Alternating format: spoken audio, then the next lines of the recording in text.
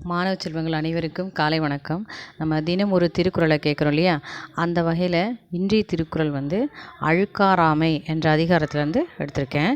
அழுக்காராமை பற்றி வள்ளுவர் என்ன சொல்கிறாருன்னா, அழுக்காராமை என்றால் பொறாமை, பிறர் பொருள் மீது பொறாமைப்படுதல், பிறர் மீது பொறாமைப்படுதல் இல்லையா?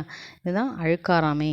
இப்போ இந்த அழுக்காராமை என்ற அதிகாரத்தில் வள்ளுவர் என்ன சொல்கிறான்னு கேட்கலாமா? பாருங்கள், 168வது குறள் அழுக்காறு என ஒரு பாவி திருச்செற்று தீயுழி உய்த்து விடும். மறுபடியும் சொல்கிறேன், அழுக்காறு என ஒரு பாவி திருச்செற்று தீயுழி உய்த்து விடும். இதனுடைய விளக்கம் என்ன அப்படின்னா, ஒரு பொறாமை அடுத்தவன் மீது பொறாமைப்படுவது.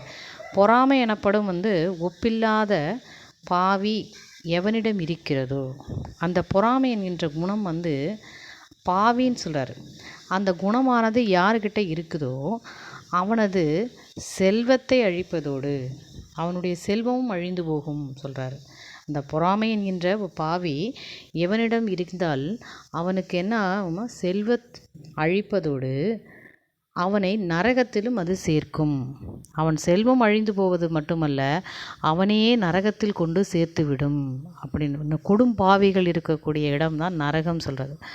அந்த இடத்துல கொண்டு போய் சேர்க்கும் அப்படின்னு சொல்கிறார் வள்ளுவர். அதனால் பொறாமை என்கின்ற குணத்தை கைவிடல் வேண்டும்.